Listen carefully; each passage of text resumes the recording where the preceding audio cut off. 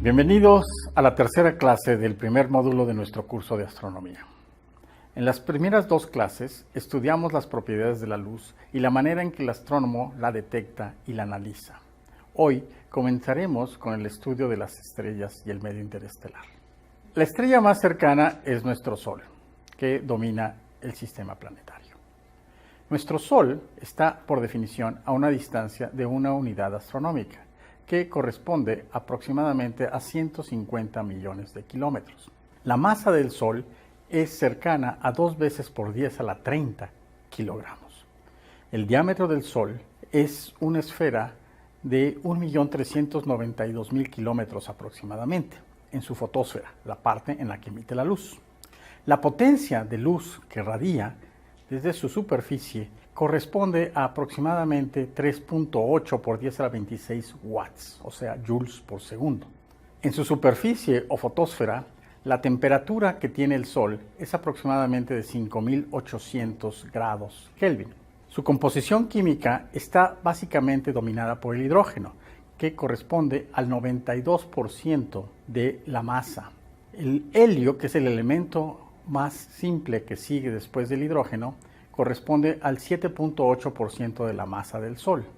El carbono y el oxígeno son los siguientes elementos más abundantes, con un 0.06% el oxígeno y un 0.02% el carbono. Los demás elementos son solo trazas de la composición química del Sol. Estas propiedades del Sol se determinan directamente y es muy importante saber cómo lo hacemos. La distancia al Sol se calcula directamente al medir la distancia por radar a Mercurio y a Venus, y utilizando la llamada tercera ley de Kepler, que relaciona el periodo con la distancia de los planetas.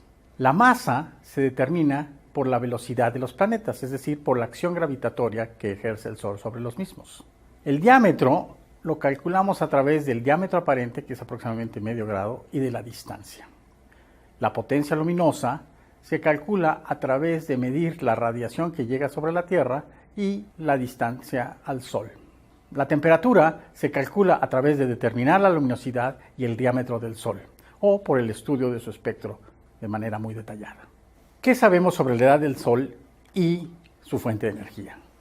Es muy interesante notar que los meteoritos más antiguos que se han detectado sobre la Tierra tienen una edad aproximadamente de 4.570 millones de años. Entonces es muy probable que el sistema solar se haya formado antes o alrededor de ese tiempo. Por otro lado, sabemos que la vida en la Tierra lleva muchísimos años. Los fósiles más antiguos que detectamos tienen una edad radiativa de 3.500 millones de años. Esto indica entonces que el Sol ha mantenido una temperatura o condiciones de vida lo suficientemente estable por larguísimos periodos de tiempo. Entonces, su fuente de energía debe ser muy grande y muy larga. Si hacemos un cálculo de cuánto tiempo duraría el Sol radiando como lo hace ahora, si fuese, por ejemplo, por combustión química como el carbón, entonces tan solo duraría 5.000 años. Entonces esa no puede ser la fuente de energía del Sol. Otra fuente de energía que tienen las estrellas es por la contracción. Cuando ustedes contraen un gas, la mitad de la energía gravitatoria se va en calentar el gas y la otra mitad radia, bajo la suposición de que la fuente de energía del Sol fuese por contracción gravitatoria y comenzara a contraerse a partir de un diámetro comparable con la órbita de la Tierra, entonces duraría un poquito más que lo que haría con respecto a una combustión química y duraría aproximadamente unos 25 millones de años esa energía.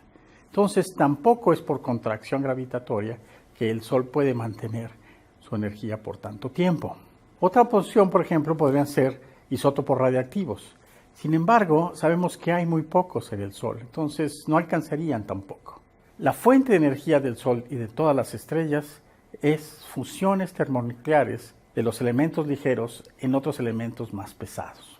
Las reacciones termonucleares, es decir, cuando convertimos nosotros masa en energía, como lo predecía Einstein a través de su famosa ecuación E igual a mc², entonces cualquier parte de masa que podamos transformar en energía al multiplicarse por la velocidad de la luz, que es un número muy grande, nos da una fuente muy grande de energía. Veremos un poquito más adelante cuál es esta cantidad de energía. En estas condiciones extremas en el interior del Sol, los protones se mueven con velocidades lo suficientemente altas para vencer la energía electrostática de repulsión entre sus cargas iguales y pueden fusionarse. En particular, 4 protones o núcleos de hidrógeno se combinan o fusionan para formar un núcleo de helio. Si comparamos las masas de los 4 protones originales con la masa del helio resultante, hay una pequeña diferencia. Esa pequeña diferencia de masa es la que se transforma en energía. El proceso de fusión por el cual se produce helio en el núcleo del Sol a partir del hidrógeno es principalmente dominado por la llamada cadena protón-protón o PP.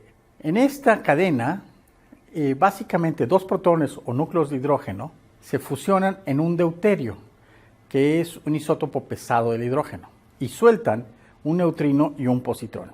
Un tercer protón se fusiona con el deuterio y forma el tritio, que es un isótopo ligero del helio, y suelta un rayo gamma, que es luz o radiación. Más comúnmente, 2 tritios se fusionan y se forma un helio 4, regresando 2 protones. Hay otros mecanismos por los cuales a partir del deuterio se puede formar helio. Sin embargo, este bucle a partir de la fusión de 2 tritios es el más común. Calculamos la diferencia de masa.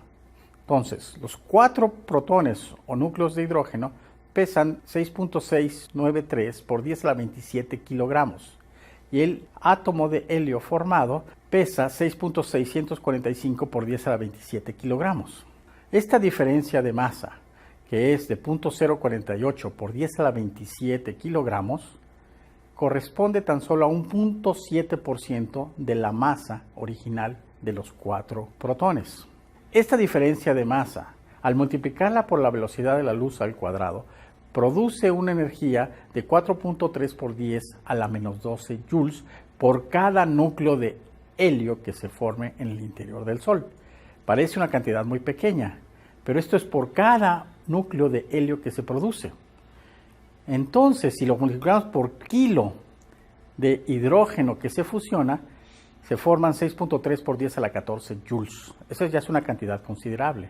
En particular, para mantener su luminosidad o su potencia de 3.8 por 10 a la 26 watts, o sea, joules por segundo, el Sol está consumiendo en su interior 6 por 10 a la 11 kilogramos de hidrógeno cada segundo. Son precisamente las reacciones termonucleares lo que nos permite hacer una definición de estrellas. Las estrellas son en realidad esferas gigantescas de gas caliente que en algún momento de su vida procesan en su interior elementos pesados a partir de elementos más simples por función termonuclear. En este proceso se puede mantener un equilibrio que llamamos hidrostático, donde la presión de gas, que tiende a irse hacia afuera y expandir la estrella, se contrapone o balancea punto a punto con la acción de gravedad que tiende a contraer la estrella. Si el Sol fusiona tan solo un 10% de su masa de hidrógeno en helio, con eso le alcanza para vivir en este equilibrio hidrostático 10.000 millones de años. La energía que se produce en el interior de la estrella se transporta hacia afuera a través de mecanismos ya sean radiativos, radiación, o por convección, que son celdas de gas caliente que ascienden. Eso hace que el Sol tenga una estructura interna con distintas propiedades. Lo interesante es que la combustión nuclear es muy estable y está autorregulada por un mecanismo termostático entre la presión y la temperatura. Es decir, si se genera mucha energía, la presión aumenta, el radio crece, en ese momento baja la presión, se contrae la estrella, baja la temperatura y bajan las reacciones nucleares, y al revés igual. El espectro del Sol. El espectro del Sol es lo que vemos a partir de la superficie o fotosfera del Sol. Se mide a través de espectrógrafos o instrumentos que rompen la luz en sus componentes. El espectro del Sol tiene una componente continua que se debe a que hay una parte muy densa por debajo de la fotosfera y emite como lo que llamamos cuerpo negro, y los átomos en la parte de menor densidad absorben la radiación que viene debajo del cuerpo negro, produciendo bandas de absorción que se deben básicamente a átomos y moléculas. También hay líneas en la corona que son de emisión. La distancia a estrellas más allá del Sol no las podemos medir directamente más que por el método del paralaje, que es el cambio en distancia aparente de una estrella cercana relativa a las estrellas lejanas a medida que la observamos en dos puntos opuestos de la órbita de la Tierra. Es lo mismo o el mismo mecanismo que utilizamos para medir distancias con nuestros ojos. Esto define la unidad que llamamos un parsec, que es la distancia a la cual la órbita de la Tierra sostiene un segundo de arco. Y es una distancia aproximada de 3.262 años luz. Las estrellas están muy lejos y tienen paralajes muy pequeños y apenas se pudieron medir a partir del siglo XIX, y hoy en día con grandes satélites podemos medir la distancia por paralaje directamente a un mayor número de estrellas. La mayor parte de las estrellas que vemos a simple vista en una noche en realidad están a una distancia más pequeña que 50 años luz. Y las más brillantes, de hecho, están a menos de 10 años luz. La mayor parte de las estrellas entonces tienen paralajes mucho más pequeñas de lo que podemos medir en la actualidad. Existen otros métodos para medir distancias, un poco más indirectos, pero a final de cuentas todos los métodos son calibrados con las estrellas de las que conocemos directamente por la paralaje. Recordamos en nuestra primera clase la gran variedad de distancias en la astronomía, y para ir más allá, digamos, de unos 100 años luz, casi todos los métodos son indirectos y están basados o calibrados por la paralaje. Una vez que determinamos la distancia a las estrellas, vemos también que tienen una gran diversidad de propiedades. Tienen un gran rango de luminosidades, o sea, brillo intrínseco, de temperaturas o colores, de diámetros, de masas, composición química. Estos parámetros también se pueden medir directa o indirectamente. Lo interesante es que las teorías de la estructura y de la evolución estelar son altamente predictivas, y la comparación entre observaciones y modelos de las estrellas es un gran éxito y una poderosísima herramienta de la astrofísica. Las luminosidades de las estrellas. Los astrónomos históricamente medimos brillo a través de un sistema que llamamos magnitudes, que es una escala logarítmica, así como lo son las escalas de Richter de los sismos o los decibeles en el sonido. Las estrellas más débiles que vemos a simple vista tienen una magnitud aproximadamente de 6, y en un rango de 5 magnitudes equivale a un cambio de un factor de 100 en brillo o luminosidad. Entonces, estas estrellas más débiles son aproximadamente 1000 veces menos brillantes que Sirio, la estrella más brillante que vemos en el cielo, que es de magnitud menos 1.5. Vega, que es una estrella de magnitud 0, es 250 veces más débiles. Y así, Betelgeuse, por ejemplo, es una estrella que es 100 veces más brillante que esas más débiles. Entonces, midiendo el brillo aparente y la distancia a las estrellas, podemos calcular la luminosidad o brillo intrínseco de estas. Las estrellas varían muchísimo en luminosidad. Las hay desde aquellas que tienen 25 veces el brillo del Sol hasta aquellas que son 100,000 veces más débiles. Sin embargo, para estrellas más lejanas que no sabemos su distancia por la paralaje directamente, sabemos que hay estrellas en nuestra galaxia que tienen hasta 1,000,000 de veces la luminosidad del Sol. Los colores o temperatura de las estrellas también varía ampliamente. El color de una estrella está relacionada con la temperatura en su superficie o fotosfera. Los objetos densos y calientes se emiten como cuerpo negro, que aumenta la cantidad de radiación cuando aumenta la temperatura y también emiten más hacia el azul. Las estrellas muestran un rango de temperaturas entre los 2000 y los 40,000 grados Kelvin aproximadamente. La forma y ecuaciones de la ecuación de cuerpo negro se conocen muy bien y hay una relación 1 a 1 entre temperatura y color. Más allá del color que determina la temperatura, el espectro tiene además una estructura más compleja por las líneas de absorción de los átomos en las atmósferas. Los espectros históricamente se han clasificado, antes de que se entendiera su significado físico, con un sistema de clasificación por letras. El orden antes era adecuado A, B, C, D, pero históricamente se reacomodaron por razones físicas y quedaron que las estrellas más calientes son O, las que siguen B y las más frías son estrellas M. La secuencia, que es O, B, A, F, G, K, M, para recordar el orden podemos usar la regla mnemotécnica O, be a fine girl, kiss me. O por favor, sé una chica buena, dame un beso. Lo que resulta extremadamente interesante a partir de medir estas propiedades de las estrellas es que la temperatura, la luminosidad y los radios estelares no están arreglados al azar. En particular, cuando hacemos un gráfico de la temperatura con la luminosidad de las estrellas, estas se encuentran en zonas muy específicas de lo que llamamos el diagrama HR, formando 4 zonas principales que se llaman la secuencia principal, donde se encuentra también el Sol, las gigantes, las supergigantes y las enanas blancas. En este diagrama HR, por la característica de emisión de cuerpo negro, nos damos cuenta que también hay una relación con el radio. Y el radio de las estrellas entonces se puede medir a través de esta relación. Y entonces podemos ver que las estrellas enanas blancas tienen radios hasta 100 veces menores que el Sol, mientras que las supergigantes llegan a radios hasta 1000 veces superiores al del Sol.